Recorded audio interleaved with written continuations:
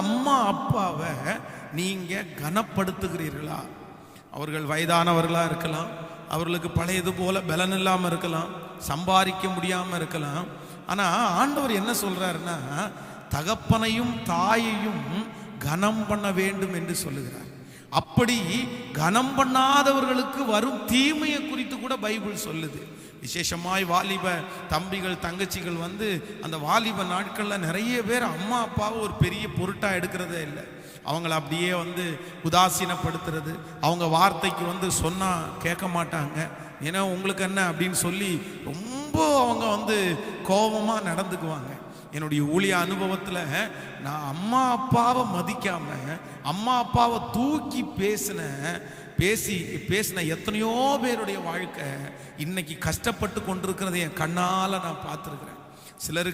சில பிள்ளைகளுக்கு அம்மா அப்பா மேலே ஏதாவது கோவம் வந்துச்சுன்னா பேசுகிற வார்த்தை இன்ன வார்த்தைன்னு இல்லை, ஏதோ ஒன்று பயங்கரமாக பேசிடுவாங்க. அம்மா அப்பாவை அழ வச்சு நிறைய பேர் பார்ப்பாங்க. ஆண்டவருடைய பிள்ளைகளை நான் பலிபீடத்திலிருந்து சொல்லுகிறேன், என்னுடைய வாழ்க்கையிலே ஒரு நாள் கூட என் தகப்பனையும் தாயையும் நான் கண்ணீர் வடிக்க வச்சதே இல்லை. ஒரு சிங்கிள் டே, ஒரு நாள் கூட எங்க அம்மா அப்பா எனக்காக அவங்க நான் அவங்கள கஷ்டப்படுத்தியோ ஒரு வார்த்தை பேசியோ கீழ்ப்படியாமலோ அவங்க என் நிமித்தம் அவங்க ஒரு நாள் கூட கண்ணை கசக்கினது கிடையாது. நான் ஊழியத்திற்காக வரும்போது அவங்க இன்னும் கொஞ்சம் லேட்டாக போனால் போதுமே அப்படின்னு நினைச்சாங்களே தவிர, அன்னைக்கு தான் அவங்க எனக்காக அப்படி அந்த ஒரு வார்த்தையை தான் அவங்கள்ட்ட நான் கேட்கலையே தவிர, மற்றபடி ஒரு நாள் கூட என் தகப்பனார் தாயாருக்கு நான் கெட்ட பிள்ளையா இருந்ததே இல்லை. அவங்க செய்கிற வேலையெல்லாம் செஞ்சிருக்கிறேன். அந்த வயதிலே படித்து கொண்டிருக்கும் போதே நான் போய் செங்கல் சூளையில வேலை செய்து சம்பாரிச்சு எங்க அம்மா அப்பாவுக்கு நான் காசை கொடுத்துருக்கிறேன். அவங்கள்ட்ட கொடுத்து அவங்க ஏதோ கொடுத்தா அதை வாங்கி செலவு பண்றதுதான் வழக்கம். ஆனா இன்றைக்கு இருக்கிற பிள்ளைகள் ரொம்ப மோசமாய் நடந்து கொள்ளுகிறார்கள். என் வாழ்க்கையிலே ஆசீர்வதிக்கப்படுறதற்கு காரணம் கூட அதுதான். அவங்க ஆசீர்வதிச்ச ஆசீர்வாதம்லாம் இன்னைக்கு என் தலை மேல இருக்கிறது. எங்க வீட்டில் ஒரு வயதான பாட்டி ஒருத்தங்க இருந்தாங்க. அந்த பாட்டி எல்லாருமே அந்த பாட்டியை உதாசீனப்படுத்துவாங்க. ஆனால் அவங்களுக்கு இந்த கறியெல்லாம் ஏதாவது ஒரு நாள் எடுத்தாங்க அப்படின்னா அதை சாப்பிட்றது அவங்களுக்கு ஆசையாக இருக்கும். ஆனால் அவங்களுக்கு தான் பல்லு ஃபுல்லாக இல்லாதனால அவங்களால சாப்பிட முடியாது, யாருமே அவங்களுக்கு கொடுக்க மாட்டாங்க. அப்போ அந்த பாட்டி கொஞ்சமாக வாங்கி வச்சுட்டு எல்லார்ட்டையுமே கேட்பாங்க, இந்த மாதிரி எனக்கு இதை அந்த அரைச்சி கொடுக்குறீங்களா, நான் சாப்பிடணும் அப்படின்னா யாரும் அதை செய்ய மாட்டாங்க. ஏன், பல்லு தான் போயிடுச்சு, இல்லை இனியும் கறி தின்னணும்னு என்ன இருக்குது அப்படின்னு எல்லாம் கேட்பாங்க. ஆனால் உண்மையிலே சொல்கிறேன், நான் அந்த நாட்களிலே அதை வாங்கி ஒரு சின்ன இதில் போட்டு அதை நல்லா மசிச்சு அந்த அம்மாவுக்கு பாட்டி அம்மாவுக்கு கொடுப்பேன். அவங்க என்னை மனசார ஆசீர்வதிப்பாங்க. நீ எங்கே போனாலும் நல்லா இருப்ப அப்படின்னு எல்லாம் சொல்லுவாங்க. இன்னைக்கு அவங்க உயிரோட இல்லை, ஆனால் அன்னைக்கு அவங்க சொன்ன ஆசீர்வாதங்கள் ஆசீர்வாதம் இப்படி கொடுக்குறாங்களே நம்ம செய்வோம் அப்படியெல்லாம் தோணலை. ஆனால் என்னமோ அவங்களுக்கு பெரியவங்களுக்கு செய்யணுன்ற ஒரு எண்ணம் இருந்துச்சு. இன்னைக்கு அவங்க சொன்ன எல்லா ஆசீர்வாதங்களும் என் தலை மேலே இருக்கிறத நான் பார்த்துருக்கிறேன். தயவு செய்து உங்கள் அம்மா அப்பாவுக்கு காசு கொடுக்க வேண்டாம், பணம் கொடுக்க வேண்டாம். நான் இந்த கம்ஃபர்ட் யூடியூப் சேனலில் அப்பா அம்மா அப்படின்னு சொல்லி ஒரு செய்தி போட்டிருக்கிறேன். அதில் ஒரு சம்பவம் நான் சொல்லியிருக்கிறேன், எங்கள் நம்ம திருச்சபையில் நடந்த சம்பவம். நீங்கள் அதை கேட்டு பாருங்கள், உண்மையிலே அவ்வளவு கண்ணீர் வரும். அதனால் நிறைய தாயார் கண்ணீர் வடிக்கிறார்கள், தகப்பனார் கண்ணீர் வடிக்கிறாங்க. இந்த செய்தியை கேட்டுட்டு இருக்கிற அன்பு தேவ பிள்ளைய, நீ தயவு செய்து உங்கள் அம்மா அப்பாவுடைய கண்ணீரை மட்டும் உன் தலையில் சுமந்துடவே சுமந்துடாத. அதனால திருமணமானதற்கு பிறகு அம்மா அப்பாவோட இருந்துட்டு ஏதோ ஒன்று பிரச்சனை பண்ணி உங்கள் குடும்பத்தை இழந்துடாதீங்க. அதுவும் ரொம்ப ஜாக்கிரதையாக இருக்கணும். சிலர் இந்த தப்பையும் பண்ணிடுவாங்க. ஆண்டவர் சொல்றாரு, திருமணம் ஆனதற்கு பிறகு தகப்பனும் தாயாரையும் விட்டு கணவன் மனைவி இசைந்திருக்கணும். அவங்க தான் ஒரு குடும்பம். அதற்கு பிறகும் தன்னுடைய குடும்பத்தினுடைய பெருமையை சொல்லிட்டு நம்ம குடும்பத்தை பிரிச்சிடக்கூடாது. அவங்களுக்கு நல்லது செய்யணும், அவங்கள பார்த்துக்கணும், அவங்கள அன்பாய் விசாரிக்கணும். ஆனால் குடும்பமே பிரிகிற அளவுக்கு பல மணி நேரங்கள் பேசிடக்கூடாது. அதனால ரொம்ப ஜாக்கிரதையாக இருக்கணும். இன்னைக்குள்ள தர்பரிசோனை, யாரோ ஒருத்தர் இங்கே இருக்கிறவங்க அம்மா அப்பாவை காயப்படுத்தி இருந்தா, அம்மா அப்பாவை வெறுத்து பேசியிருந்தா, தயவு செய்து மன்னிப்பு கேளுங்க. ப்ளீஸ் மன்னிப்பு கேளுங்க. ஆண்டவர் சொல்றாரு, இந்த தாயை உதாசீனப்படுத்தி தகப்பனை உதாசீனப்படுத்துறவங்களுக்கு அவங்களுடைய கண்களை நதியின் காகங்கள் பிடும். ஆண்டவர் அவங்கள நியாயம் தீர்க்காம விடவே மாட்டார். உங்க அம்மாவுடைய கண்ணீர் உன் கூடயே இருக்கும்ப்பா. உங்க அப்பாவுடைய கண்ணீர் உன் கூடயே இருக்கும். நீ 1000 டேலண்ட் உள்ளவனா இருந்தாலும் அந்த கண்ணீர் சில நேரத்தில் வாழ விடாது. அதனால ஜஸ்ட் அம்மா அப்பா சுமந்து அவங்க ஒரு பிள்ளைய சுமக்கிறது என்கிறது சாதாரணமானதல்ல. ஜப்பான்ல ரொம்ப இப்போ வருஷத்துக்கு வருஷம் மக்கள் தொகை அங்கே குறைஞ்சிட்டு இருக்காங்க. காரணம் என்னன்னா, அங்கே இருக்கிற பெண்களுக்கு யாருக்குமே குழந்தைய பெத்தெடுக்கணும் அப்படின்ற எண்ணமே இல்லையா. நம்ம ஏன் அவ்வளோ கஷ்டப்பட்டு 10 மாதம் சுமந்து அவ்வளோ இதுவாக வளர்த்தணும் வேணான்னு இன்னைக்கு ஜனத்தை குறைஞ்சிட்டு இருக்கோம். ஆனால் உங்களையும் என்னையும் பெற்றெடுத்த தாய், நமக்காக வேலை செய்து கொடுத்த தகப்பனார் எவ்வளோ கொடியவராக இருந்தாலும் நம்மளை அவங்க வளர்த்துனாங்கல்ல. அதனால் இன்றைக்குள்ள தற்பரிசோதனை, தகப்பனையும் தாயையும் கனம் பண்ணுகிறேன். அதனால் இன்னைக்கு கேளுங்க ஆண்டவருடைய சமூகத்தில். அப்படி ஏதாவது இந்த ஜபத்தில், உபவாச ஜபத்தில் இருக்கிறவங்க இருந்தீங்கன்னா, உங்கள் ஜபம் கேட்கப்படணும்னா, இந்த 21 நாள் உபவாச ஜபத்தை கர்த்தர் அங்கீகரிக்கணும்னா, நீங்கள் எப்போ உங்கள் அம்மா அப்பாட்ட ஒப்புரவாகுறீங்களோ அப்போதாங்க உங்கள் ஜபம் கேட்கப்படும். அப்போதாங்க கேட்கப்படும். அப்போதான் ஆண்டவர் அந்த ஜபத்தை கேட்பார். ஈசாக்கு விதை விதைத்தான், 100 மடங்கு ஆண்டவர் பதில் கொடுத்தாருன்னு பைபிள் சொல்லுதுன்னா, எப்படி கொடுத்தாரு? தன்னுடைய தகப்பனார் தன்னை பலி செலுத்த கொண்டு போய் தன்னை கட்டி அந்த விறகு கட்டைக்கு மேல வைக்கும் போது அவன் வாலிப பையன், ஒரே நிமிஷத்துல அவங்க அப்பாவை பிடிச்சி தள்ளிட்டு அவனால போயிருக்க முடியும். ஆனா தன் தகப்பனாருக்கு கீழ்ப்படிந்தான். தன்னுடைய தகப்பனார் வேலைக்காரனை கூப்பிட்டு, என் பிள்ளைக்கு இந்த ஊர்ல பொண்ணு வேணாண்டா, நீ என் சொந்த ஊரு குடும்பத்துக்கு போ, அங்க இருந்தா பொண்ணு கொண்டு வரணும்னு சொல்லி வேலைக்காரனை அனுப்பும் போது ஈசாக்கு தியானம் பண்ண போனான். அவ்வளவு கீழ்ப்படிதல் உள்ள பிள்ளை. அதனாலதான் ஈசாக்கை யாருமே ஜெயிக்க முடியல. அந்நியர்கள் கயவர்கள் சொல்றாங்க, கர்த்தர் நிச்சயமாய் உன்னோடு கூட இருக்கிறார் என்கிறதை கண்டோம். எந்த பிள்ளை தகப்பனுக்கும் தாய்க்கும் கீழ்ப்படிஞ்சு சமாதானமா நடக்கிறாங்களோ, உங்க அப்பா அம்மா ஆவிக்குரியவர்களா இருக்கும்போது, பிள்ளைகளே உங்கள் பெற்றாருக்கு கர்த்தருக்குள் கீழ்ப்படி. கர்த்தருக்குள் உங்க தகப்பனும் தாயும் ஆண்டவருக்கு பிரியமில்லாத ஏதோ ஒன்றில் வற்புறுத்தும் போது நீங்க ஆண்டவருக்காக அதை வெறுக்கிறது தவறல்ல. ஆனா அம்மா அப்பாவை கனப்படுத்த வேண்டியது நம்முடைய கடமை. கண்களை மூடுங்க. நீங்க இப்ப யோசிச்சு பாருங்க, உங்க அப்பாவை காயப்படுத்தி இருக்கீங்களா? உங்க அம்மாவை காயப்படுத்தி இருக்கீங்களா? இன்னைக்கு நீங்க காயப்படுத்திட்டீங்க. உங்க அம்மா அப்பா இனி உயிரோட இல்லை. இப்போ நினைச்சா கூட போய் மன்னிப்பு கேட்கறதுக்கு உங்களுக்கு இருதயம் இருக்கு, ஆனா மன்னிப்பு கேட்கறதுக்கு அவங்க உயிரோடு இல்லை. ஒரு நிமிஷம் அப்பா சமூகத்துல ஏசப்பாட்ட கேளு. தப்புதான்ப்பா, எங்க அம்மா அப்பா இப்ப இருந்தா நான் மன்னிப்பு கேட்டிருப்பாங்க, இல்லை அதனால உங்கள்கிட்ட மன்னிப்பு கேட்கிறேன்னா ஆண்டவர்கிட்ட மன்னிப்பு கேளு. எங்க அப்பாவை தூசணமா பேசிட்டேன், எங்க அப்பாவை அசுத்தமா பேசிட்டேன், தயவா மன்னிங்க ப்ளீஸ்ப்பா, எங்க பிள்ளைகளை மன்னிச்சிருங்க ராஜா, மன்னிச்சிருங்க. உங்க மகிமை தாங்கட்டும், கூட இரு. இயேசுவின் மூலம் பிதாவே, ஆமென், ஆமென். ஸ்தோத்திரம். ஆண்டவர் உங்களை ஆசீர்வதிக்கட்டும். தொடர்ந்து நம்ம என்னுடைய சாட்சியையும் என்னுடைய செய்தியையும் சேர்ந்து நம்ம இன்னைக்கு தியானிக்க போகிறோம்.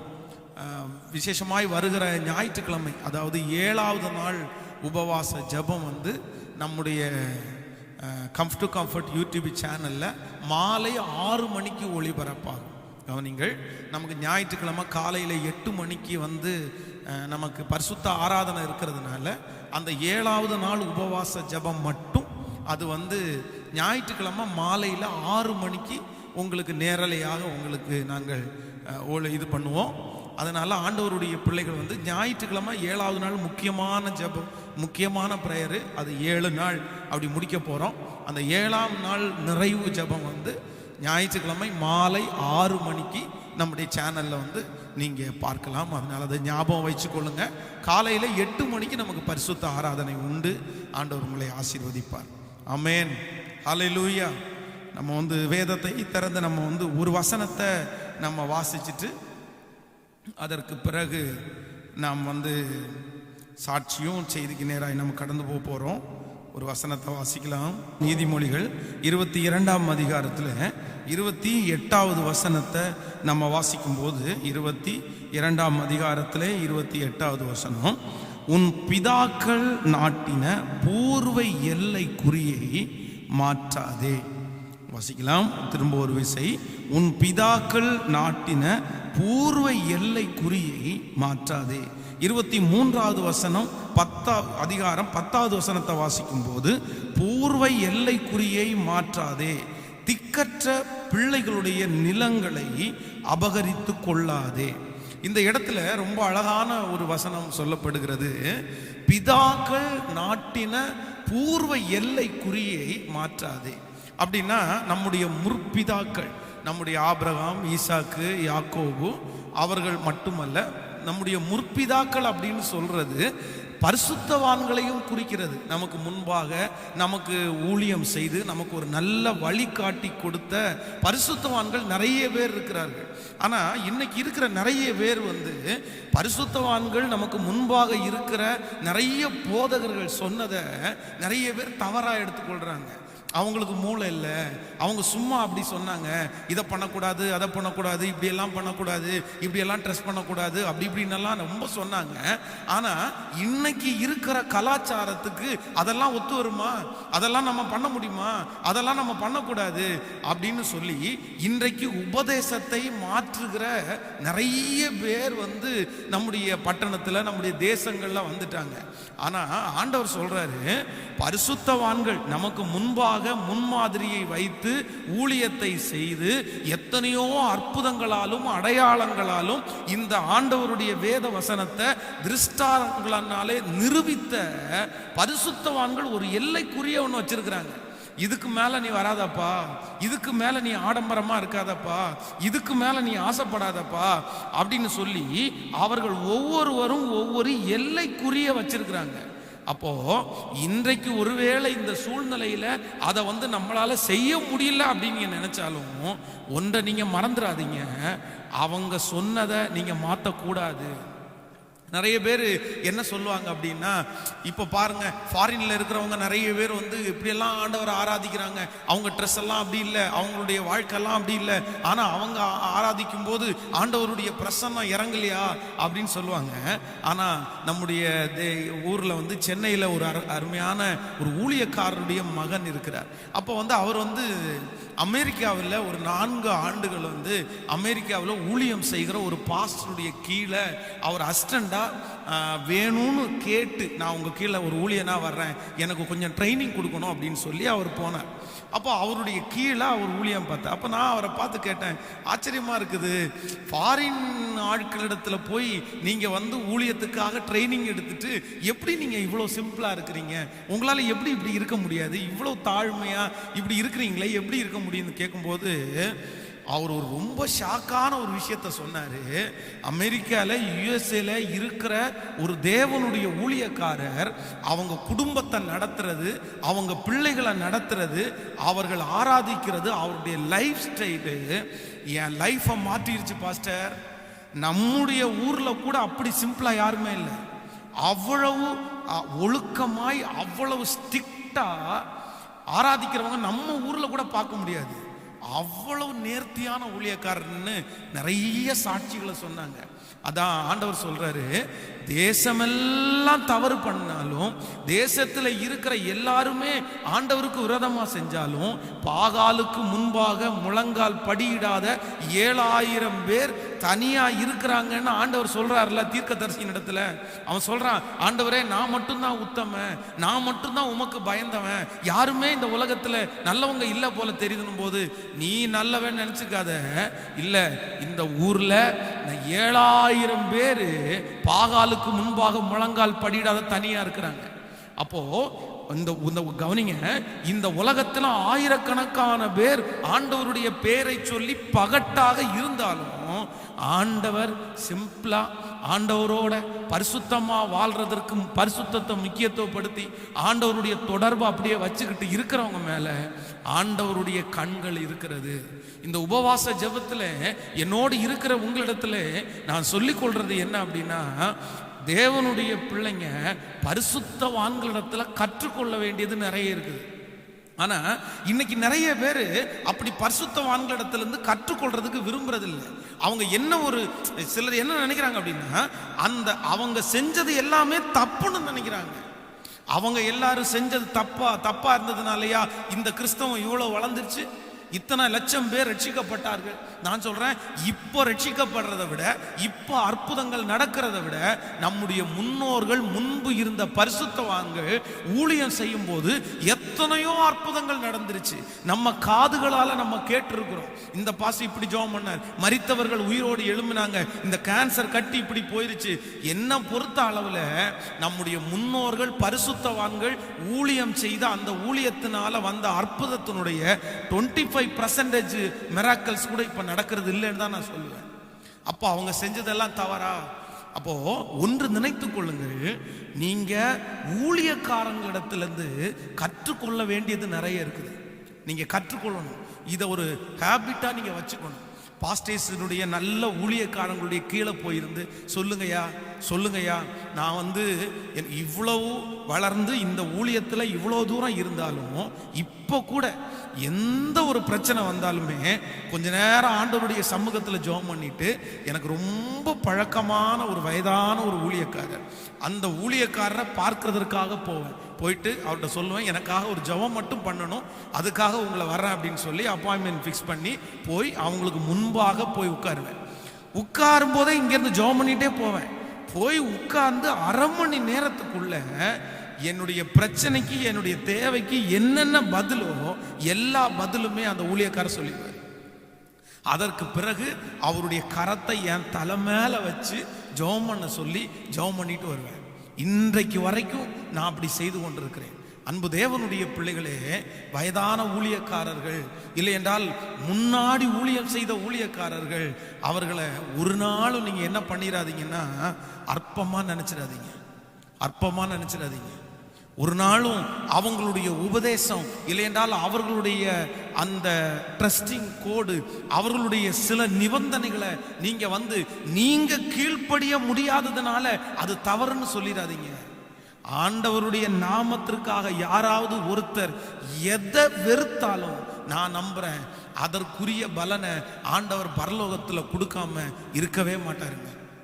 அப்போ ஒன்று நீங்கள் மிக கவனமாய் நீங்கள் அறிந்து கொள்ள வேண்டும், பரிசுத்தவான்களிடத்திலிருந்து நிறைய கற்றுக்கொள்ளணும், கிராஸ் பண்ணிட்டே இருக்கணும்.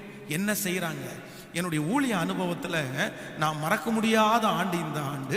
நான் வார்டனாக இருக்கும்போது அதே பைபிள் காலேஜினுடைய கூட இருக்கிற சர்ச் ஆஃப் காட் திருச்சபையில் பாஸ்டருடைய அசிஸ்டண்டாக இருந்தேன். பாஸ்டர் இயேசுபால் அவர்களுடைய அசிஸ்டண்டாக இருந்தேன். 1 இயர் அங்கே அசிஸ்டன்ட் பாஸ்டராக இருந்தேன். அப்போது பாஸ்டர் இயேசுபால் அவங்க ரொம்ப அழகான ஒரு ஆராதனை வீரர், ரொம்ப அழகாக செய்தி கொடுக்குற ஒரு தேவனுடைய மனுஷன். அவங்க அந்த சர்ச்சை ரொம்ப அழகாக நடத்துவாங்க. அவங்க பொதுவாக பார்த்தீங்க அப்படின்னா விசுவாச மக்களுக்கு தேவைக்காக அவங்களிடத்துல பேசுவார். என்ன தேவையோ அந்த தேவைக்காக பேசுவாங்களே தவிர தேவையில்லாமல் ஒரு வார்த்தை கூட பேச மாட்டாங்க. அதே போல சனிக்கிழமை ஆயிடுச்சு அப்படின்னா அவங்க செல்லு சுவிட்ச் ஆஃப் பண்ணி வச்சிருவாங்க, யாரிடத்துலையுமே பேச மாட்டாங்க. சனிக்கிழமை முழுவதும் ஜெபிக்கிறதற்காக நேரத்தை செலவு பண்ணுவாங்க. அவங்க ஆராதனை நடத்தும் போது அவ்வளோ அழகா ப்ரிப்பரேஷன் பண்ணி அந்த ஆராதனையை அவங்க கொண்டு நடத்துவாங்க. என்னுடைய ஊழியத்தில் அந்த 1 ஆண்டு காலம் முழுவதும் நான் நிறைய அவங்கள்ட்ட கற்றுக்கிட்டேன். எல்லாத்தையும் அவங்கள்ட்ட கிராஸ் பண்ணிட்டேன். ஓ, இந்த பிரச்சனைக்கு பாஸ்டர் இப்படி நடந்துக்கிறாங்கல்ல, இந்த சூழ்நிலைக்கு பாஸ்டர் இப்படி நடந்துக்கிறாங்கல்ல, அது எல்லாத்தையுமே நான் படித்தேன். கவனிங்க, உங்க முன்பாக ஆண்டவர் வைத்திருக்கிற சில ஊழியர்களிடத்துல ஆண்டவர் உங்களை கொண்டு போய் வைக்கிறாருன்னா, இல்லைன்னா ஆண்டவர் உங்களை அந்த ஊழியக்காரரிடத்துல கீழே இருக்க வைக்கிறார், இல்லை பார்க்க வைக்கிறார் அப்படின்னா, நீங்க சும்மா குறை சொல்றதுக்கு இல்லை, குற்றம் சொல்றதுக்கு இல்லை.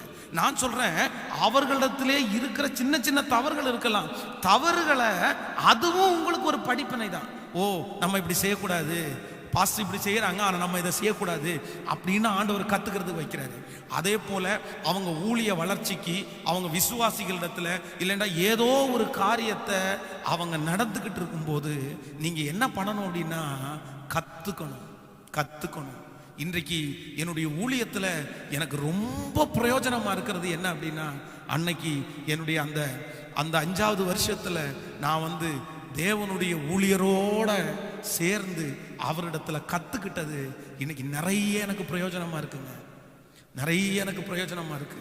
ஊழியத்தை ஆரம்பித்த அந்த புதுசில் 2005 நம்ம ஆரம்பிக்கும் போது அந்த ஊழியத்தில் உண்மையிலே சொல்கிறேன், சனிக்கிழமை காலையில் எந்திரிச்ச உடனே அதே போல் செல்லை சுவிட்ச் ஆஃப் பண்ணிட்டு எங்கேயாவது கண்ணுக்கு தெரியாத ஒரு இடத்திற்கு போய் அந்த புதருக்குள்ள இல்லைன்னா தென்னந்தோப்புக்குள்ள போய் முழங்கால் படிட்டு ஒரு பாட்டிலில் தண்ணி எடுத்துட்டு போய் நைட்டு அந்த கருக்கான அந்த நேரம் இருட்டுற அளவு வரைக்கும் அங்கேயே உட்கார்ந்து ஜோம் பண்ணி 3 பேருக்கு 4 பேர் 5 பேருக்கு அப்படி பிரசங்கத்தை ஆயத்தப்படுத்துவேன்.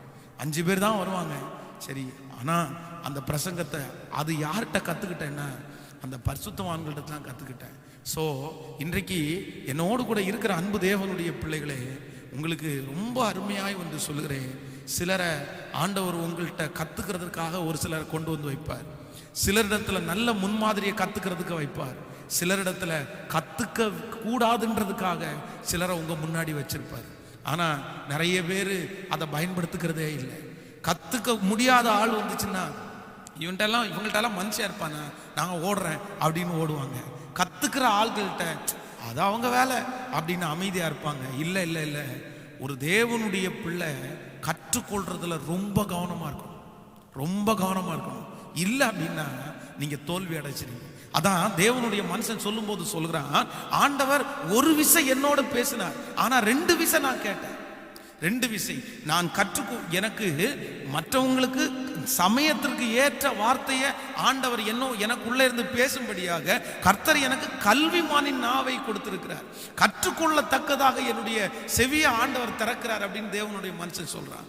அப்போ அதான் உலகத்தான் கூட சொல்லுவான்ல, கற்றது கையளவு கல்லாதது உலகளவு அப்படின்னு சொல்லுவான்ல. ஒரு தேவனுடைய பிள்ளை எப்பவுமே கிராப்ஸ் பண்ணிட்டே இருக்கணும். எப்பவுமே அவனுடைய மைண்ட் வந்து யோசிச்சுட்டே இருக்கணும். என்ன பண்ணுறாங்க, பொதுவாக சொல்கிறேன், ஒரு மொபைலில் ஒன்றை நீங்கள் யூஸ்ஃபுல்லாக ஒன்று பார்த்தா கூட டக்குன்னு உங்களுடைய சிந்தை எப்படி போகணும் அப்படின்னா அதில் ஒன்று நீங்கள் படிச்சுக்கணும். நான் வந்து அதுதான் உண்மையிலே ஆண்டவருடைய பிள்ளைகளே, எனக்கு எதுவுமே வந்து இந்த ஊழியத்திற்கு வர்றதற்கு முன்பாக நான் 0, ஒன்றுமே கிடையாது, எதுவுமே இல்லை. படிப்பில்லை, நாலேஜ் இல்லை, அறிவில்லை, எதுவுமே இல்லை. ஆனால் இன்றைக்கு ஆண்டவருடைய கிருபையில் என்னுடைய ஊழியத்திலே செய்யக்கூடிய அனைத்துமே வந்து யாருமே இல்லைன்னா கூட அந்த காரியத்தை வந்து இப்படி செய்யலாம், இப்படி செய்யலாம் அப்படின்றத நான் வந்து கற்றுக்கிறதுக்கு முயற்சி எடுக்கிறேன். இப்போ இந்த நிமிஷத்தில் கூட எந்த கடைக்குள்ள நான் என்றானாலும் அந்த கடைக்கு போகும்போது எதையுமே பார்க்க மாட்டேன். அந்த கடையில் என்ன பண்ணியிருக்காங்கன்னு தான் பார்ப்பேன். ஒரு பில்டிங் ஹைட்டாக பண்ணியிருக்காங்களா, எப்படி இதை ஹைட்டாக பண்ணாங்க, எப்படி இது தூண் இல்லாமல் பண்ணாங்க, எப்படி இதை மாட்டியிருக்காங்க, எப்படி இதை பண்ணியிருக்காங்க, இந்த சவுண்டு எப்படி வருது. அந்த மாதிரி இன்று இது அல்ல, இன்னும் நான் கற்றுக்க வேண்டியது நிறைய இருக்குன்னு என் மனசு சொல்லிகிட்டே இருக்குது. நான் கற்றுக்கிறது ஃபினிஷ் ஆகலை, எல்லாம் எனக்கு தெரியாது, இன்னும் நிறைய தெரிய வேண்டியது இருக்குது. ஸோ இன்றைக்கு ஃபஸ்ட்டு உங்களுக்கு சொல்கிறேன், என் ஊழிய அனுபவத்தில் நான் அந்த உடன் ஊழியராக இருந்த அந்த வருஷத்தில் நான் வந்து நிறைய கற்றுக்கிட்டேன். இன்றைக்கு ஒரு தீர்மானத்தோடு இந்த இடத்துலேருந்து போங்க, ஆண்டவரே எனக்கு அப்படிப்பட்ட ஒரு கிருபையை தாங்கப்பா. நான் வந்து அதில் ரொம்ப தீவிரமாக இருக்கணும் ஆண்டவரே, நான் யோசிக்கணும் ஆண்டவரே, அப்படி ஜெபிக்கணும் ஆண்டவரே, அந்த கிருபை எனக்கு தாங்க ஆண்டவரேன்னு கேளுங்க. நிச்சயமாக சொல்கிறேன், ஆண்டவர் உங்களை எப்படி நிறுத்த போகிறாருன்னா தேறினவர்களாய் நிறுத்த போகிறார். சங்கீதக்காரனாகிய தாவீதுனுடைய வாழ்க்கையை நீங்க வேதத்தில் வாசிக்கும் போது தாவீதை குறித்து சவுலிடத்தில் இன்ட்ரோடியூஸ் பண்ணும்போது அவனுடைய அந்த அந்த டேலண்ட்ஸ் எல்லாம் சொல்றாங்க பாருங்களேன், நமக்கே ஆச்சரியமா இருக்கும். அவன் யுத்தத்தில் அவன் வந்து இசைக்கருவி வாசிக்கிறவன், அவன் ஆராதனை வீரன், இப்படின்னு நீங்க லிஸ்ட் போட்டீங்கன்னா தாவீது எல்லாத்துலயுமே இருப்பார். அவருக்கு தெரியாதுன்றது இருக்குமா என்னன்ற அளவுக்கு எல்லாத்துலயுமே அவர் படிச்சிருப்பார். நான் சொல்றேன், ஒரு தேவனுடைய பிள்ளையை பொறுத்த அளவில் எல்லாமே உங்களுக்கு தெரியணும், எல்லாமே உங்களுக்கு தெரியணும். அதுக்காகத்தான் ஆண்டவர் உங்களை படைச்சிருக்கிறார். எல்லா நாலேஜும் உங்களுக்குள்ள வேணும். ஓகே, தவறானதை தவிர நல்ல நாலேஜ் ஒருத்தருக்கு கற்றுக் கொடுக்கிற அளவுக்கு ஆண்டவர் உங்களை தேர்ந்தவர்களாய் நிறுத்துவார். ஆமென் சொல்லுங்க பார்க்கலாம். ஸோ அந்த வருஷத்தில் நடந்த இரண்டாவது ஒரு காரியத்தை கூட உங்களுக்கு சொல்ல போறேன். வேதத்திலிருந்து நம்ம இன்னொரு வசனத்தை கூட வாசிக்கலாம். யாத்ராகமம் 14ஆம் அதிகாரத்தை நம்ம எடுத்துக்கொள்ள போகிறோம். யாத்ராகமம் 14ஆம் அதிகாரத்தில் 14வது வசனத்தை நம்ம சேர்ந்து வாசிக்கலாமா? யாத்ராகமம் 14ஆம் அதிகாரத்தில் 14வது வசனம். கர்த்தர் உங்களுக்காக யுத்தம் பண்ணுவார், நீங்கள் சும்மா இருப்பீர்கள். கர்த்தர் உங்களுக்காக யுத்தம் பண்ணுவார், நீங்கள் சும்மா இருப்பீர்கள். 13வது வசனத்தை வாசிக்கிறேன். அப்பொழுது மோசே ஜனங்களை நோக்கி, பயப்படாதிருங்கள், நீங்கள் நின்று கொண்டு இன்றைக்கு கர்த்தர் உங்களுக்கு செய்யும் ரட்சிப்பை பாருங்கள்.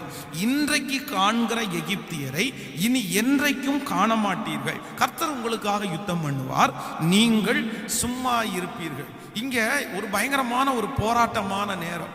இஸ்ரவேல் ஜனங்கள் அங்கிருந்து வந்துட்டாங்க. இப்போ அவர்களுக்கு முன்பாக ஒரு பெரிய பிரச்சனை நடந்துட்டு இருக்குது. எல்லாரும் மோசையை பார்த்து முறுமுறுக்கிறாங்க. ஏன் இப்படி பண்ணீங்க? எதற்காக எங்களை இப்படி அழைச்சிட்டு வந்தீங்க?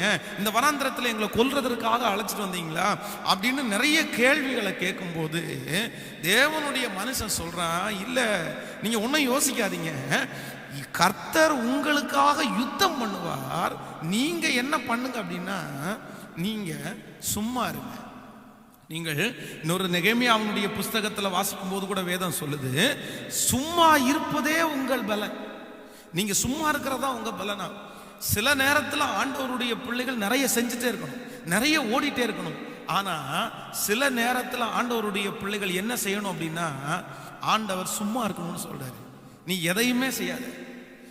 நீ அவங்கள்ட்ட கேள்வி கேட்கணுமா? கேட்க வேணாம்ப்பா. நான் இது எந்த ஸ்டெப் எடுத்து வைக்கிறதுக்கு? நீ ஒன்றும் எடுத்து வைக்க வேண்டாம், நீ அமைதியா இருந்தா போதும். ஆனா நம்மளை பொறுத்த அளவில் எதுக்கு தான் முடியாது அப்படின்னா, சும்மா இருக்கிற மட்டும்தான் முடியாது. ஒரு இடத்துல போய் ஒருத்தரை கொண்டு வச்சுட்டு ஒரு 10 நிமிஷம் பேசாம அமைதியா இருங்க பார்க்கலாம் அப்படின்னு கேட்டா நிறைய பேரால பேசாம எல்லாம் இருக்கவே முடியாது. அதை எப்படி இருக்க முடியும் எங்களால?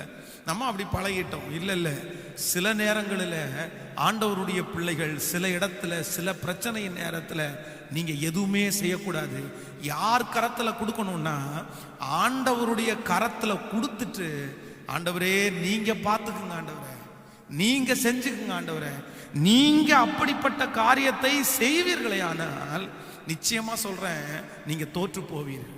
ஒரு விசை நம்முடைய திருச்சபையில ஒரு பிரதர் வந்து அவர் சொன்னார், அவருடைய மனைவி வந்து அவங்களுக்கு பயங்கரமான ஒரு பிரச்சனையாய் மாறி அவங்க வந்து இன்னொரு வக்கீல ஒருத்தரை பார்த்து அந்த வக்கீல மூலமா அவங்க கேஸ் போட்டாங்க.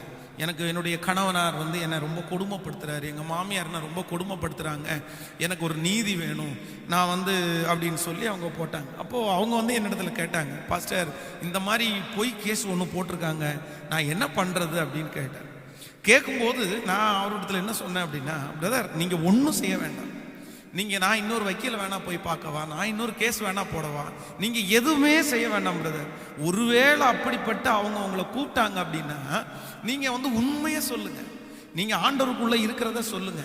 நீங்க எந்த முயற்சியும் இதற்காக எடுக்க வேண்டாம். அவங்க ஏதாவது கேட்டாங்கன்னா என் குடும்பத்தோட சேர்ந்து நான் வாழ்றதற்கு முயற்சி எடுக்கிறேன், என் மனைவி எப்போனாலும் என் கூட வந்து வாழட்டும், இந்த வார்த்தையை மட்டும் சொல்லுங்க அப்படின்னு சொன்னேன். ஒரு மிகப்பெரிய ஆச்சரியம், அவங்க பயங்கரமா போராடினாங்க.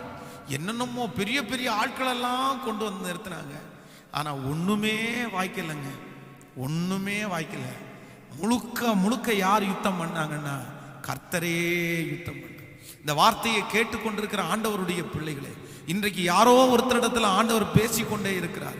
இது நீங்கள் கிரியை செய்ய வேண்டிய காலம் அல்ல, நீங்க எதிர்த்து பேச வேண்டிய காலம் அல்ல, நீங்க அவங்க ஒண்ணு செஞ்ச உடனே நீங்க ஒரு 10 பேரை கூட்டிட்டு போற காலம் அல்ல.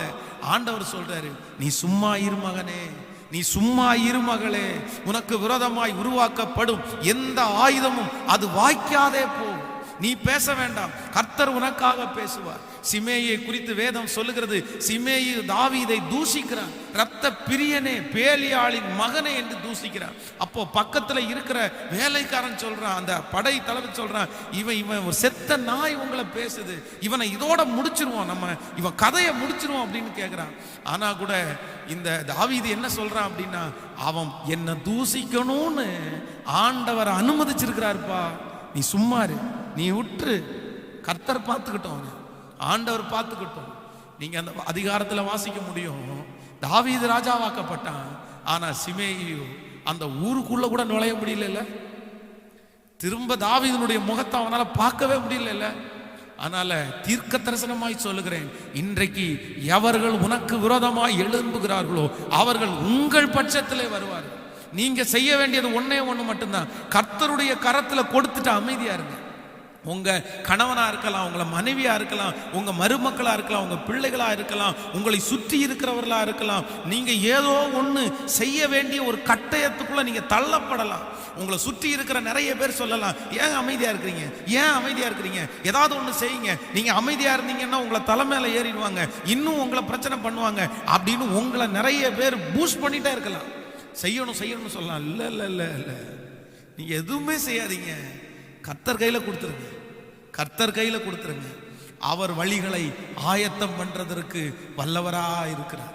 நான் அந்த வார்டனுடைய போஸ்டிங் ஒரு வருஷம் தான் அந்த வார்டன் போஸ்டிங். இப்போ அந்த ஒரு வருஷத்தினுடைய வார்டன் போஸ்டிங் எனக்கு முடிய போகுது. இப்போ என்னை ஊழியத்திற்காக அப்பாயின்மெண்ட் பண்ண போறாங்க. அப்படியே ஒரு பயங்கரமான ஒரு பயம் உள்ளுக்குள்ள வந்துருச்சு. எங்க ஊழியத்துக்கு போடுவாங்க, நம்ம எங்க ஊழியத்துக்கு போவோம், எந்த ஜனங்களுக்கு முன்னாடி போறாங்க அப்படின்ற ஒரு மன பயம். நம்ம யாருக்கு ஊழியம் செய்ய போறோம் எதுவுமே தெரியல. ஆனா எதுவுமே தெரியாத நேரத்தில் எங்களுடைய ஸ்தாபனத்தில் இருக்கிறவங்க, உங்களுக்கு ஏதாவது ஊருக்கு போறதற்கு உங்களுக்கு விருப்பம் இருக்கா, இல்லை இந்த ஊருக்கு போறீங்களா, இல்லைன்னா ஒரு நியூ மினிஸ்ட்ரி ஆரம்பிக்கிறீங்களா அப்படின்ற கேள்வியை என்னிடத்துல கேட்கும்போது உண்மையிலே அவர்களுக்கு நான் சொன்ன ஒரே ஒரு பதில், நீங்க என்ன எங்க போடணும்னு நினைக்கிறீங்களோ அங்க போடுங்க. நீங்க எங்க அனுப்புனாலும் நான் போறதற்கு ரெடியா இருக்கேன். நீங்க எங்க அனுப்புனாலும் நான் போறதுக்கு ரெடியா இருக்கிறேன். உண்மையிலே ஆண்டவருடைய பிள்ளைகளே, அந்த காரியத்தை ஆண்டவருடைய கரத்துல கொடுத்துட்டு அவங்க எது செஞ்சாலும் பரவாயில்ல, கர்த்தருடைய சித்தமா தான் இருக்கும்னு நினைச்சதுனால ஆண்டவர் என்னை நேர்வழியாய் நடத்தி ஒரு பெரிய பாடத்தை கற்பித்து கொடுக்கறதற்காக ஆண்டவர் சென்னைக்கு கொண்டு போனார். பைபிள் காலேஜ் முடிச்சுட்டு 1 இயர் பைபிள் காலேஜில் வார்டனாக இருந்துட்டு, அதுக்கப்புறம் முதலிலே நான் ஊழியத்திற்காக சென்னையில் மாதவரம் அப்படின்ற இடத்துல ஒரு திருச்சபை, சர்ச் ஆஃப் காட் சர்ச்சு, அந்த சர்ச்சில் ஒரு 2 மாதங்கள் அங்கே இருக்கிற பாஸ்டரை டிரான்ஸ்ஃபர் பண்ணிட்டு என்ன டெம்பரவரியாக அந்த சர்ச்சில் அப்பாயின்மெண்ட் பண்ணாங்க. எனக்கு ஒரு பெரிய ஹெட் பாஸ்டரை வச்சுட்டு என்ன போய் ஞாயிற்றுக்கிழமை ஆராதனை ஃபாஸ்டிங் ப்ரேயரை நடத்துறதற்காக, வீடுகளை சந்திக்கிறதற்காக என்ன அப்பாயின்மெண்ட் பண்ணிட்டாங்க. பரசிவாக்கம் அப்படின்ற இடத்துல தங்கிட்டு, ஹெட் ஆஃபீஸினுடைய அந்த ஆஃபீஸில் தங்கிட்டு அந்த ஊழியத்தை நான் செஞ்சிட்டு இருந்தேன். ஸோ இந்த சம்பவத்தில் நான் கற்றுக்கொண்ட ஒரு மிகப்பெரிய காரியம் என்ன அப்படின்னா, முடிவெடுக்க உங்களுக்கு தெரியாத போது, இந்த பிரச்சனைக்கு என்ன முடிவெடுக்கணும்னே தெரியலன்னு யாராவது ஒருத்தர் இருக்கிறீங்களா? என் மகளுடைய விஷயத்துல, மகனுடைய விஷயத்துல, வேலையினுடைய விஷயத்துல என்ன முடிவெடுக்கிறதுன்னு தெரியாது இருக்கும்போது நீங்களா ஒரு முடிவெடுக்கிறதுக்கு தள்ளப்படாதீங்க. நீங்க அமைதியா இருங்க, ஆண்டவருடைய கரத்துல கொடுத்துட்டு நீங்க சும்மா இருங்க. ஆண்டவரே அதை வாய்க்க பண்ணுவாரே, ஆனால் அது கர்த்தருடைய சித்தம். அது ஆண்டவருடைய சித்தமா இருக்குமானால் அது தன்னை போல நடக்கும், அது கர்த்தர் செய்வார். நிறைய பேருடைய வாழ்க்கையில் அப்படிதான், முடிவெடுக்க தெரியாத ஒரு சூழ்நிலையில திருமணத்திற்காக ஆயத்தமாக இருக்கிறவங்க நிறைய பேர், ஐயோ இந்த பொண்ணா இந்த பையனா, என் மகனுக்கு இதுவா அதுவா அப்படின்னு நிறைய பேருக்கு முடிவெடுக்க தெரியாது, குழம்பிடுவாங்க, அப்படியே தலையை வெடிக்கிற மாதிரி இருக்கும். நீ ஒன்றும் பண்ணாதீங்க, கர்த்தர் சமூகத்தில் அடையாளத்தை கேட்டுட்டு அவர் கையில் கொடுத்துருங்க. ஆண்டவரே எது நடந்தாலும் உங்கள் கையில் கொடுக்குற ஆண்டவரே. அப்படி செய்யும் போது ஆண்டவர் நிச்சயமாகவே சொல்கிறேன், உங்களுக்கு நல்ல முடிவை, நல்ல வழியை, அவர் உங்களுக்காக நியமித்திருக்கிற வழியை ஆண்டவர் உங்களுக்கு நடத்துறதுக்கு வல்லவராக இருக்கிறார். ஆமென் சொல்லுங்கள், ஹல்லேலூயா. அடுத்ததாக இன்னொரு வசனத்தை கூட நம்ம வாசிக்க போகிறோம். எனக்கு அந்த வருஷத்திலேயே நடந்த இன்னொரு காரியத்தை கூட சொல்லி வசன ஆதாரத்துடன் உங்களோட பேச போகிறேன். ஸோ 2 சாமுவேலின் புஸ்தகத்தை எடுத்துக்கொள்ளுங்கள். 2 சாமுவேல் 12ஆம் அதிகாரத்தில் 7வது வசனத்திலிருந்து நம்ம வாசிக்க போகிறோம். 2 சாமுவேல் 12ஆம் அதிகாரம் 7வது வசனத்திலிருந்து வாசிக்கலாம். அப்பொழுது நாத்தான் தாவீதை நோக்கி, நீயே அந்த மனுஷன், இஸ்ரவேலின் தேவனாகிய கர்த்தர் சொல்லுகிறது என்னவென்றால், நான் உன்னை இஸ்ரவேலின் மேல் ராஜாவாக அபிஷேகம் பண்ணி உன்னை சவுலின் கைக்கு தப்புவித்து உன் ஆண்டவனுடைய வீட்டை உனக்கு கொடுத்து உன் ஆண்டவனுடைய ஸ்திரீகளையும் உன் மடியிலே தந்து இஸ்ரவேல் வம்சத்தையும் யூதா வம்சத்தையும் உனக்கு கையளித்தேன். இது போதாதிருந்தால் இன்னும் உனக்கு வேண்டியதை தருவேன். கர்த்தருடைய பார்வைக்கு பொல்லாப்பான இந்த காரியத்தை செய்து அவருடைய வார்த்தையை நீ அசட்டை பண்ணினது என்ன? ஏத்தியனாகிய உரியாவை நீ பட்டயத்தால் மடிவித்து அவன் மனைவியை உனக்கு மனைவியாக எடுத்துக்கொண்டு அவனை அம்னோன் புத்திரரின் பட்டயத்தாலே கொன்று போட்டாய். இப்போதும் நீ என்னை அசட்டை பண்ணி ஏத்தியனாகிய உரியாவின் மனைவியை உனக்கு மனைவியாக எடுத்துக்கொண்டபடியால் பட்டயம் என்றென்றைக்கும் உன் வீட்டை விட்டு விலகாதிருக்கும். கர்த்தர் சொல்லுகிறது என்னவென்றால், இதோ நான் உன் வீட்டில் பொல்லாப்பை உன்மேல் எழும்ப பண்ணி உன் கண் பார்க்க உன் ஸ்திரீகளை எடுத்து உனக்கு அடுத்தவனுக்கு கொடுப்பேன். அவன் இந்த சூரியனுடைய வெளிச்சத்திலே உன் ஸ்திரீகளோடே சயனிப்பான். 13வது வசனம். அப்பொழுது தாவீது நாத்தானிடத்தில், நான் கர்த்தருக்கு விரோதமாய் பாவம் செய்தேன் என்றான். நாத்தான் தாவீதை நோக்கி, நீ சாகாதபடிக்கு கர்த்தர் உன் பாவம் நீங்க செய்தார். ஆனாலும் இந்த காரியத்திலே கர்த்தருடைய சத்துருக்கள் தூசிக்க காரணமாய் இருந்தபடினால் உனக்கு பிறந்த பிள்ளை நிச்சயமாய் சாகும் என்று சொல்லி நாத்தான் தன் வீட்டிற்கு போய்விட்டான்.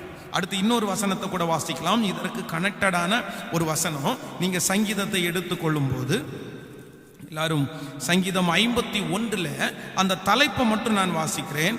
பர்த்தேபாலிடத்தில் தாவீது பாவத்திற்கு உட்பட்ட பின்பு நாத்தான் தீர்க்கதரிசி அவனிடத்திற்கு வந்து அவன் பாவத்தை உணர்த்தின போது பாடி ராகத் தலைவனுக்கு ஒப்புவிக்கப்பட்ட தாவீதின் சங்கீதம். நன்றாய் கவனிங்கள். இந்த சம்பவம் உங்களுக்கு எல்லாருக்கும் தெரியும் என்று நினைக்கிறேன். வேதத்தில் சங்கீதக்காரனாகிய தாவீது அதுவரையிலும் ஆண்டவருடைய சமூகத்திலே நீதியோடு வாழுவான். ஆனால் திடீரென்று அவனுடைய வாழ்க்கையில் ஒரு பெரிய பாவத்துக்கு உள்ளாயிட்டான். அவன் வீட்டில் தனியாக இருக்கும்போது ஒரு தவறான ஒரு சூழ்நிலை அவனுடைய கண்களுக்கு முன்பாக வருகிறது.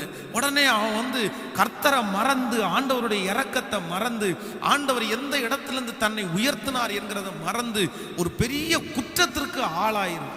ஆனா அந்த குற்றத்தை மறைக்கிறதற்காக தான் ஆசைப்பட்ட அந்த ஸ்திரீ தனக்கு வேணுன்றதற்காக உரியா அப்படின்ற ஒரு நல்ல படை சேவகனை அவனுடைய உடன் வேலையால பட்டயத்தால மடிவிச்சிருவான். எல்லாத்தையும் மூடிட்டான். அவங்கள திருமணம் பண்ணியாச்சு. இனி யாருமே கண்டுபிடிக்கல அப்படின்னு நினைச்சு அமைதியா விட்டுட்டான். ஆனா நம்முடைய ஆண்டவர் நீதி உள்ளவர் அல்லவா? நம்முடைய ஆண்டவர் அவருக்கு பிள்ளையா இருந்தாலும் தப்பு பண்ணுனா கண்டிப்பா ஆண்டவர் உணர்த்த தான் செய்வார். தேவன் நேசிக்கிற புத்திரனை கடிந்து கொண்டு சிக்ஷிக்கிறார். ஒன்று நினைத்துக் கொள்ளுங்க, இன்றைக்கு நிறைய உபதேசங்கள் மாற்றப்பட்டு கொண்டே இருக்கிறது. ஆண்டவர் தண்டிக்க மாட்டாரு, ஆண்டவர் தண்டிக்க மாட்டாரு. உண்மையா உங்களை ஆண்டவர் நேசிக்கிறதா இருந்தா கண்டிப்பா தப்பு பண்ணும்போது ஆண்டவர் உங்களிடத்துல சொல்லுவார், உங்களுக்கு பனிஷ்மெண்ட் கொடுப்பார். ஏன் அப்படின்னா நீங்க அதை திரும்ப செய்யக்கூடாதுங்கிறதுல ஆண்டவர் கவனம் உள்ளவராக இருப்பார். அப்போ ஆண்டவர் இவனிடத்துல சொல்றாரு. எப்படி சொல்றாருன்னா, அவங்க வீட்டில் இருக்கிற நாத்தான் தீர்க்கதரிசி வருகிறார். தாவீதை பார்த்து ஒரு அழகான ஸ்டோரியை சொல்றாரு. ஒரு பெரிய பணக்காரன், அவனுடைய வீட்டில் ஒரு விருந்தாளி வருகிறான். அப்போ அவனுடைய வீட்டில் நிறைய ஆடுகள் எல்லாம் இருக்குது.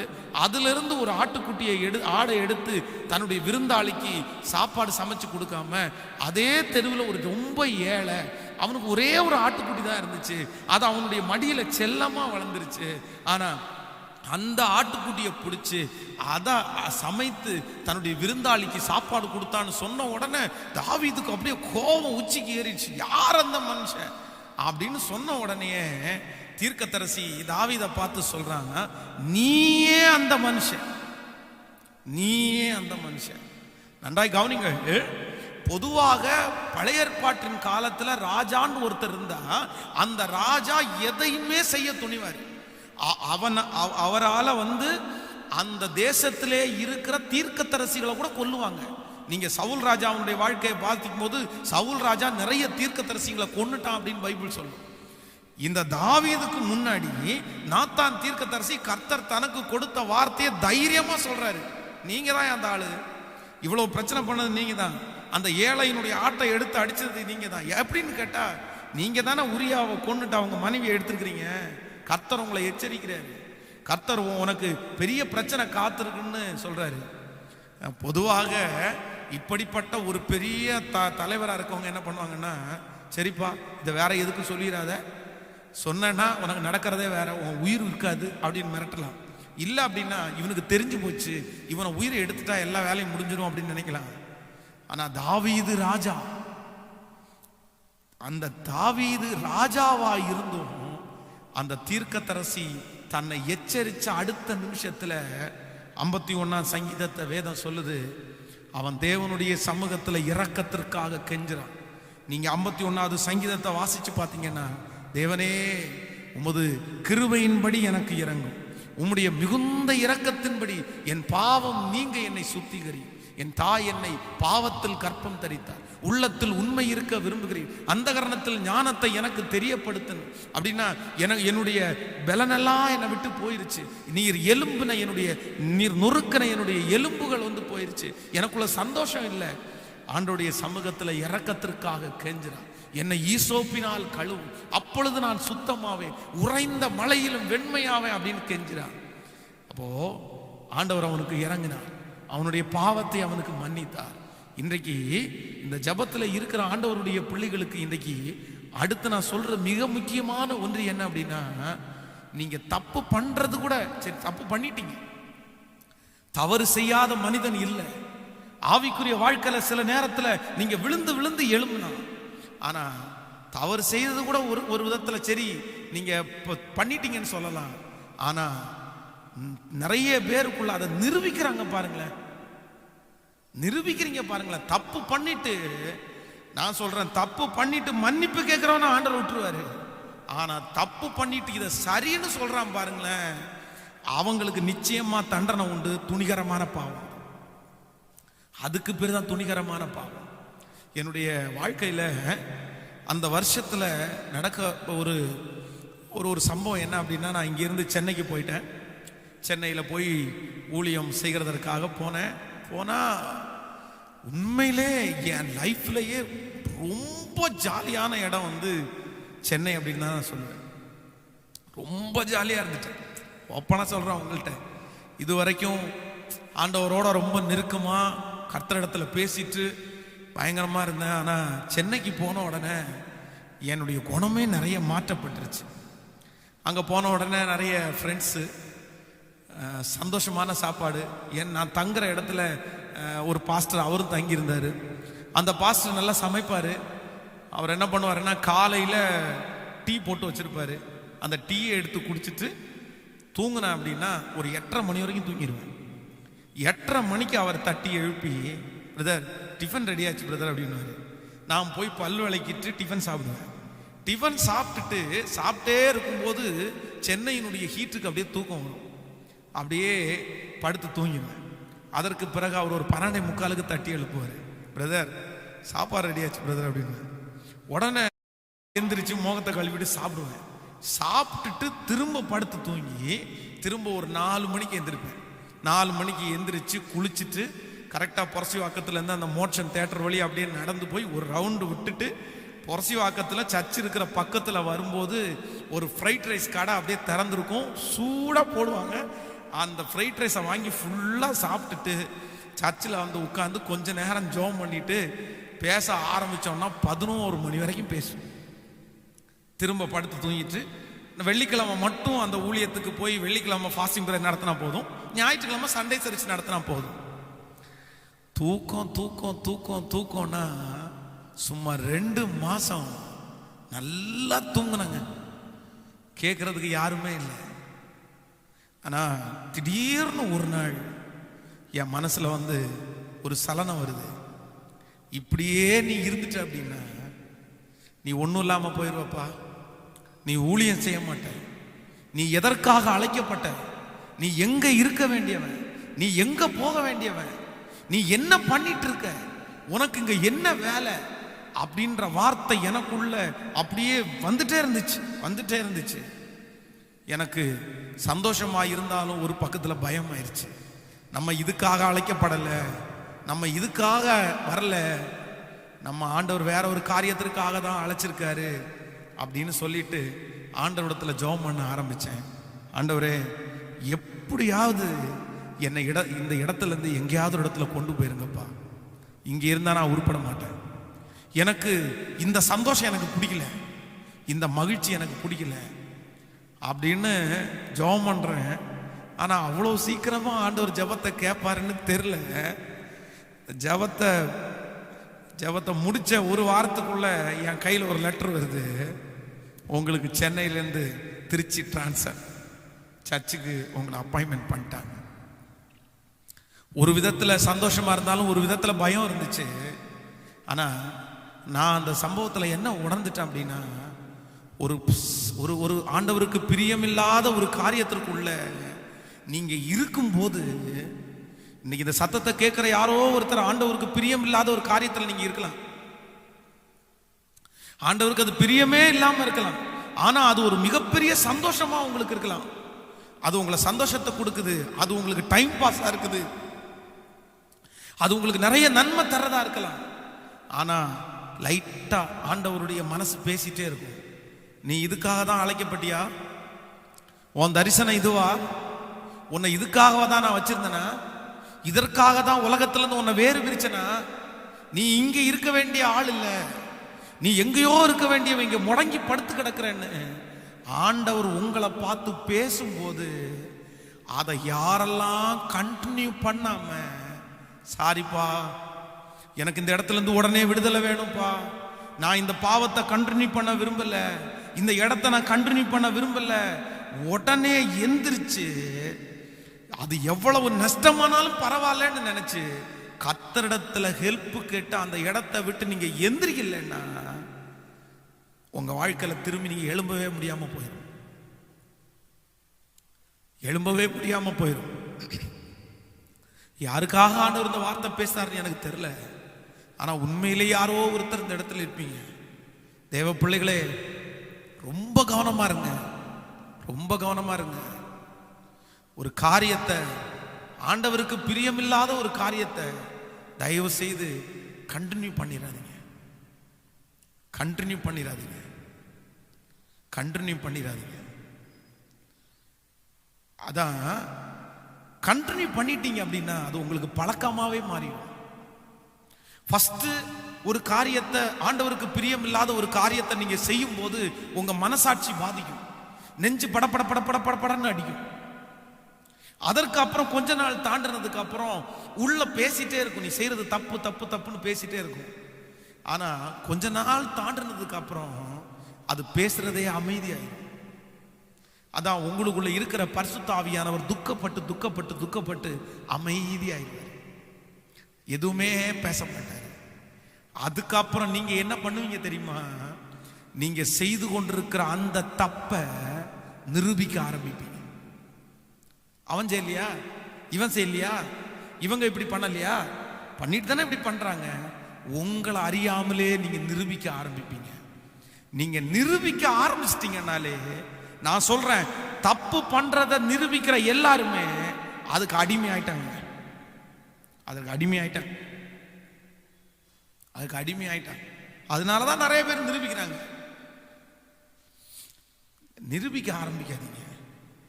தவறு, நான் திரும்ப சொல்றேன், தவறு செய்யாத மனிதர்கள் இல்லை, விழாத மனிதர்கள் இல்லை. ஆனா ஒண்ணு மட்டும் ரொம்ப கவனமா இருங்க. உடனே அடுத்த செகண்ட், அடுத்த நிமிஷம் எந்திரிச்சிருங்க. சிம்சோன் தன்னுடைய வாழ்க்கையில செய்த மிகப்பெரிய தவறு என்ன தவறு அப்படின்னா, எந்திரிக்கலங்க. ஆண்டவர் ஒரு டைம் எச்சரிக்கிறாரு, டேய் உன்னை அழிக்கிறதுக்கு பாக்குறாப்பா. ரெண்டாவது டைம் எச்சரிக்கிறார், உன்னை அழிக்கிறதுக்கு பாக்குறாங்கப்பா. ஆனா அவ்வளவு எச்சரிப்பு கொடுத்தும் அவனுக்கு கண்டினியூ பண்றதுக்கு தான் மனசு இருந்தே தவிர கட் பண்றதுக்கு மனசு வரல. கவனிங்க, உங்களுக்கு நிறைய பேருக்கு கண்டினியூ பண்றதுக்கு தான் மனசு இருக்கே தவிர கட் பண்றதுக்கு மனசு இல்லை. எப்போ நீங்க கட் பண்றதற்கு முயற்சி எடுக்கிறீங்களோ அப்பதான் ஆண்டவருடைய இறக்கம் உங்களுக்கு வரும்.